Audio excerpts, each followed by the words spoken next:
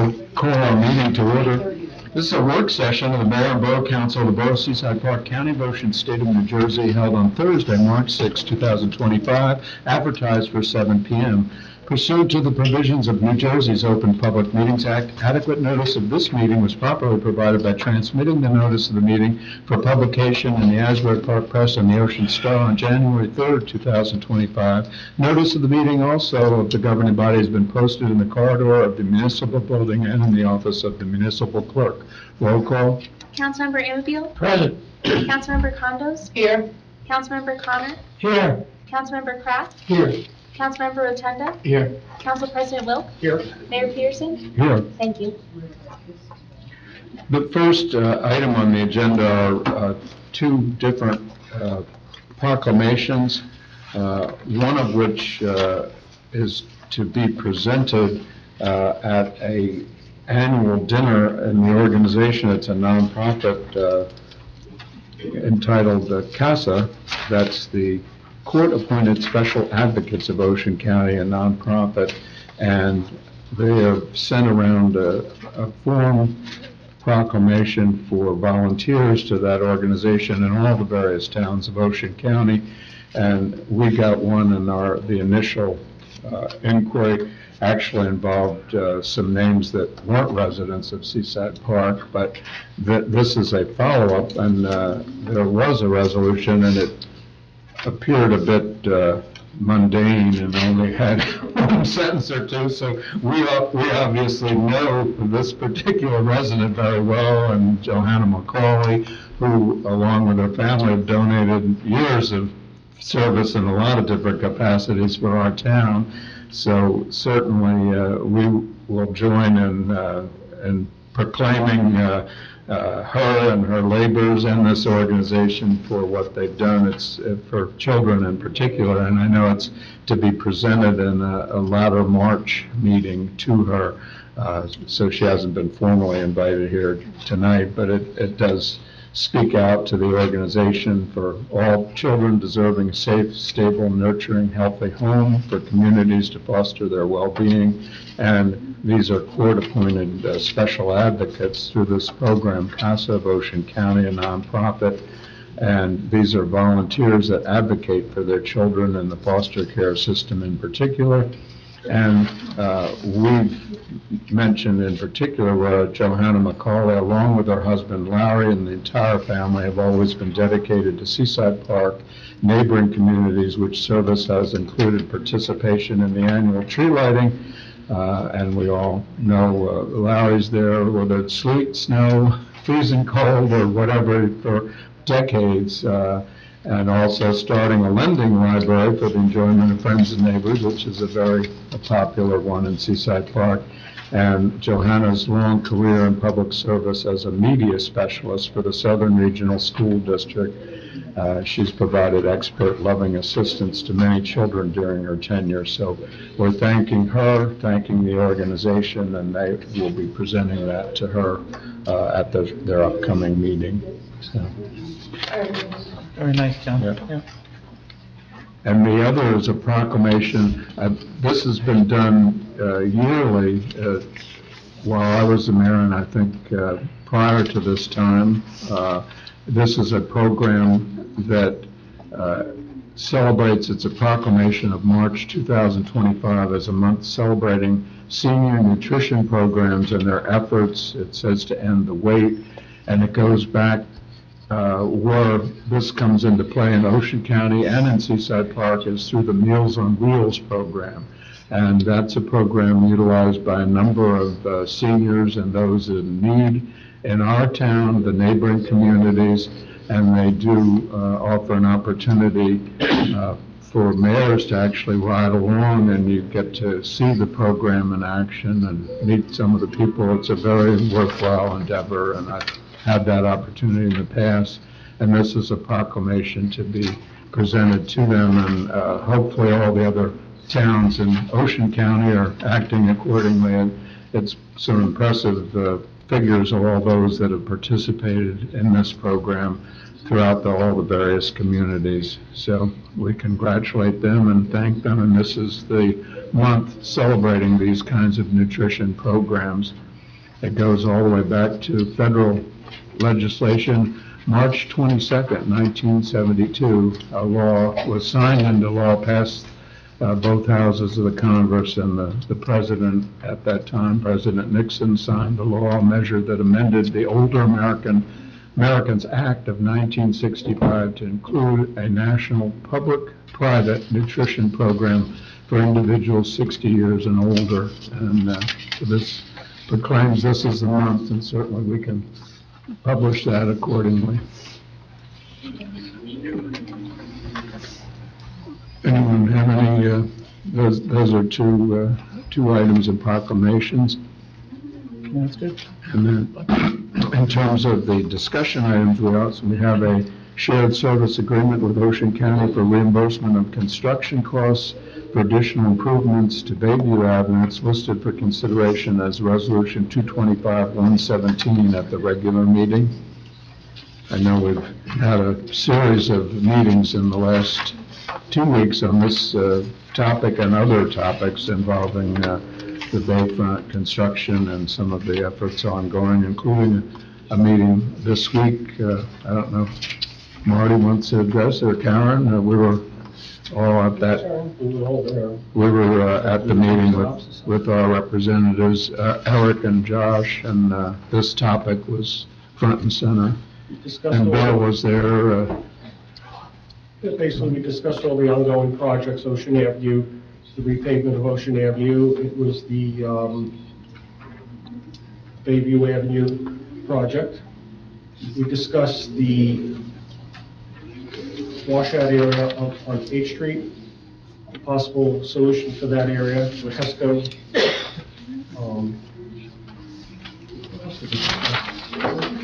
We discussed the pump station on 14th. And Then do the striping. Do the striping for the parking. We discussed the possible curb replacement on Ocean Avenue, where it's broken, different locations. Clean out of the basins, catch basins. It's quite a bit. It was an hour meeting, so a lot was covered. So it was fair to say very It productive. was very productive. And We got the new engineers. They're in charge. Some retirements there. The county engineers, county? Yes. County. Assistant engineers, and spent a good amount of time talking about cost sharing too, on all these county roads. And we're seeking financial assistance, work for them to do the curving along the Ocean Avenue on the east side. So we covered a lot of topics. I think Marty's gonna give a summary later. Yes, I was going to give it to you. Yeah. So we'll touch on it again. We'll touch on it later, Mayor, after the meeting, council meeting. At the conclusion of the regular. And next is we received an email as one of the topics that had come up in this week in telephone meetings, and one of the meetings we received encouraging news, but it was all verbal, and as we had a meeting with our engineer and we wanted a written commitment, and these are two of the federal agencies that had previously placed what many felt were very onerous and oppressive obstacles in terms of our last permit, and that's a permit from the Army Corps of Engineers for the original proposed project of the 7-block area of the Bayfront, and that entailed the living shoreline, the oyster reef wave mitigation, and what the obstacle had focused on that we were encountering resistance was a SAV mitigation plan. And we mentioned this the last meeting. It was quite a team effort all put together within 24 hours, and we thank Marty with his photographs, Karen for her photographs, and Sharon, and then we had the Ocean County Sheriff, Sheriff Master Nardi provided overhead shots of the entire bayfront with what I'm using a layman's term, blowout tides, whatever we all saw. They were extraordinary, and we were using it for our purposes for demonstrating that there were any kind of remnants, nubs, dormant SAV on all the exposed beach area, and that's consistent with what Dr. Farrell had what was a handshake agreement many years back with them.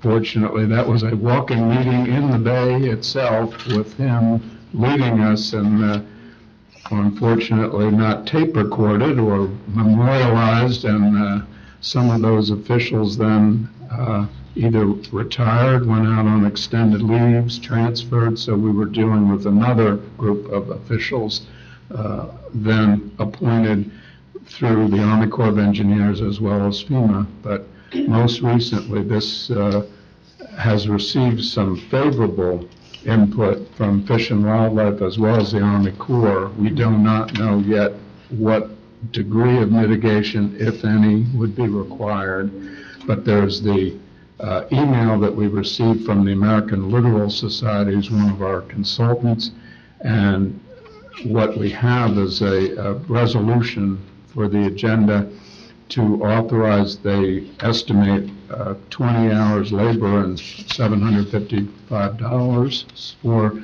that labor to fine-tune the plans to meet two alternatives that were apparently suggested now by the Army Corps as well as the Fish and Wildlife were on the conversation. So there's hope, but we don't, our engineer gives us a reality check, if that's the right word, says quite appropriately it has to be reduced to writing, and it has to be memorialized with, they tell us in writing what will be required, but apparently one of these two alternatives may yield positive results.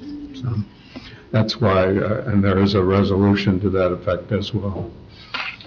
It's the first step forward we've had in a year. We haven't had positive, no. Absolutely. So hopefully, Just to help Mother Nature. The picture Maybe on some- the Some divine guidance came down and said. help see. Yes. and the other item came about somewhat as, I don't usually like to have what we might call last-minute submissions, but this one has a timeline, and you could see the cover email, I think, went to everyone from the administrator of Seaside Heights. Chris Vaz and their governing body has passed this resolution, I guess, within the last couple of days. It just happened just yesterday. So we got it in today's email, and you see the elected, it's addressed to all elected and appointed representatives of Ocean County beachfront communities, and it has a resolution, what is being looked at and being fast-tracked, and unfortunately being fast-tracked before the Assembly. It's Assembly Bill 4816, Senate Bill 4158, and those two companion bills apparently arose as a result of, it was a pretty well-publicized incident occurred last summer. It was in the papers, a dispute in Belmar with some fishermen and surfers, and it involved access to the beach, and the individuals involved had a argument with the Belmar badge people that escalated more than it could have, and unfortunately that has now found its way to being addressed in legislation. But you see why the concern has arisen the first draft of this, the bill was written dealing with surfers and fishermen. And apparently it's in committee and it's going to be addressed in committee just next week. So this is the only time that our town and some other towns would have a chance to voice, at the very least, that it be stayed and looked at, modified, and discussed further. And the committee apparently has already had the bill amended to allow any person access the beach below the mean high water mark for any recreational activities, so that's essentially anything. And the fear expressed by those that have looked at this, number one, it's interfering with a situation that, or trying to fix a problem that isn't broken, except it had one incident which was addressed otherwise in Belmar. And the fear is, again, that this would open the door, if it was adopted as legislation, to what would essentially be free beach access with no reimbursement to any of the towns involved for police, recreation, lifeguards, for cleanup, or any of the amenities that obviously we provide and other towns do as well. So that's the concern, that this bill was already amended. Obviously, the public trust doctrine comes into play, and that's been constitutionally upheld, that there is access below the mean high water mark, but there's also a long statutory authorization given to the towns to have reasonable beach fees and beach tags and a system in place, which we do have. That's been authorized, so the fear is this would supersede that, if not nullify it, what's been in place for a long time. So there is a resolution there as well.